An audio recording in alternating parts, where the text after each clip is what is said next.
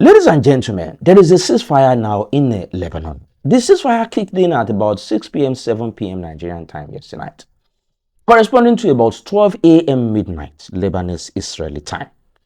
However, as usual, there is nuance to this. There's a backstory, there's a context, and there are consequences. Now, the first thing you need to know is that there was a bit of a contest, between two important forces in the Middle East about who exactly demanded for and pressured for the eventual execution of the ceasefire.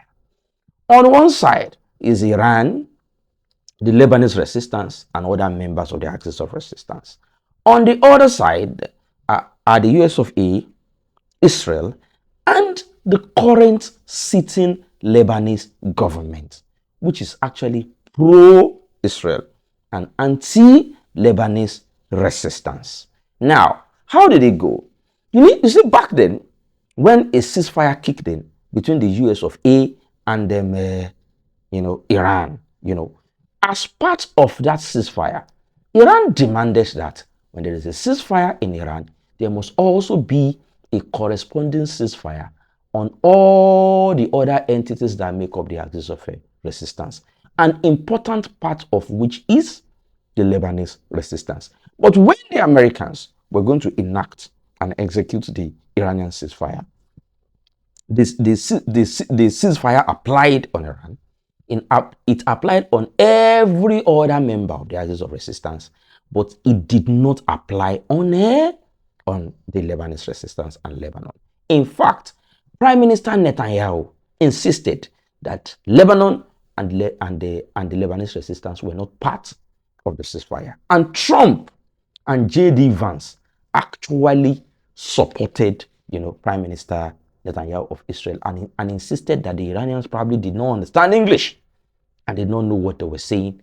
And because of that, war continued on Lebanon and the Lebanese resistance. Then Iran said, no, that is not a deal. If you remember, the negotiations that kicked in after the Iranian ceasefire resulted in a 21-hour, a negotiation that eventually failed, and they resulted in zero gains for the Americans, after which they did the blockade. Now, the Americans are trying to pressure the Iranians back to the negotiation table in Pakistan.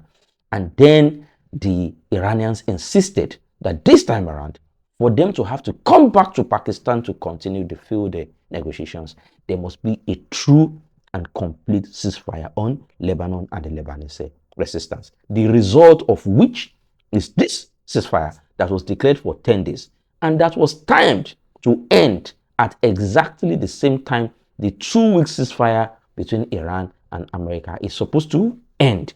Again, there is some strategy to that. Now, on the other side are the Lebanese government, the government of President Aoun, Prime Minister Nawaf Salam. Now, that government is ostensibly pro-Israel, pro-America, pro-West. So, they tried as much as possible to frame this ceasefire in a way such that it was the Lebanese government, that is pro-Zionist, that demanded for it.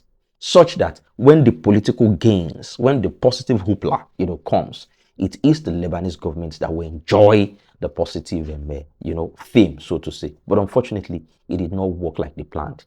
It was clear to the Pakistani negotiators. It was clear to the global media, and most importantly, it is clear to both the peoples of Lebanon and the peoples of Israel and the people of the world that clearly this concession was made to Iran, which is anti-Israel and the US of A et al., and not the Lebanese government, which is pro-Israel, pro-America, and pro-West. That is on one side. On the other side, the Lebanese resistance did to Israel one thing Israel used to do, to its adversaries in the past. And what is that? You see, between the time when the ceasefire is announced and when the ceasefire officially kicks in, the culture of Israel is to rev up attacks, to do a lot of missiling, to mount, to create as many casualties as possible, to destroy as many critical infrastructure as possible. But this time around, we have seen that it was the Lebanese resistance that actually did it to Israel, and Israel did little to none of such. Number 3 is that it is expected, more like it is feared, that Israel will behave exactly the same way it behaved the last time there was such a, ceasefire, that lasted for 15 months. And what is that behavior? Remember I said in one of my previous videos that what Israel usually does is that when it negotiates a ceasefire, it is the other entity that ceases while Israel continues to fire. Israel has actually manifested that behavior immediately that ceasefire kicked in. It fired artillery shells at some particular territories in southern Lebanon. However, the Lebanese resistance have announced that this time around, if Israel, breaches the ceasefire, Israel should not expect, even the US officials should not expect that it will continue to obey the ceasefire. That if Israel fires, they will continue to fire back. And they will only cease if and when Israel truly ceases. That is yet another implication of that. Now, the question is, how have the people of Lebanon taken this ceasefire announcement? They're euphoric. They're extremely happy. In fact, too happy. There are reports that some of them were actually shooting bullets into the air in massive numbers, firing fireworks, and even shooting RPGs into the air. That is how much excitement we are seeing on the streets of Beirut and the Dahieh and other important parts of Lebanon. And in fact, again, despite the fact that the Lebanese resistance and even the Israelis themselves have warned that the people of southern Lebanon should not cross the Litani River and move back into southern Lebanon, which is the current active war front at this time in Lebanon, the people of Lebanon have not agreed. They have refused to listen to that advice. Instead, they are moving in massive numbers, in droves. Come and see heavy traffic, with vehicles, with humans, large numbers moving back into southern Lebanon, even against pressure from Israel and against the warnings of the Lebanese resistance to wait a while and see how things evolve before they actually do the moving. That is how brave and how bold the people of southern Lebanon and the people of Lebanon, are. In fact, they are so bold and brave that there's a bridge called the Kosemeye Bridge. The Kosemeye Bridge is one of the bridges that straddles the Litani River from the north of the Litani down to the south of the Litani. Israel destroyed that bridge in the course of this battle for southern Lebanon. Now, after the ceasefire kicked in, Israel instructed the Lebanese army, which is essentially a stooge of Israel, and instructed the UNIFIL, who are essentially stooges too. Those are the peacekeepers, the UN peacekeepers that are supposed to be keeping the peace in Lebanese territory, that none of them should repair that Kosemeye Bridge, just so that they could deter the people of southern Lebanon from moving back into their old areas. Do you know what the people of southern Lebanon did? Ordinary people, they faced the Kosemeye Bridge and started repairing it themselves.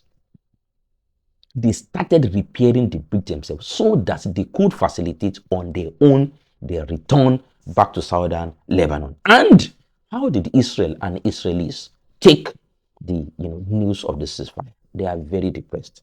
They are very sad. And they are particularly angry at the government of Prime Minister Netanyahu. They are insisted that all the war goals that Prime Minister Netanyahu set for himself and for the government and army of Israel were not met in this war. In fact, they are mocking Prime Minister Netanyahu. If you remember very well, the code name for this military conflict from the end of Prime Minister Netanyahu is Operation Rising Lion. Israelis are now calling that operation Operation Cat Meow, Operation Cat Meow, and or Operation Brain Donkey. They even did an entire artwork. Put a Netanyahu's picture, put a brain donkey instead of a lion that is running. That is how disillusioned and how angry and how much of mocking they are doing to Prime Minister Netanyahu.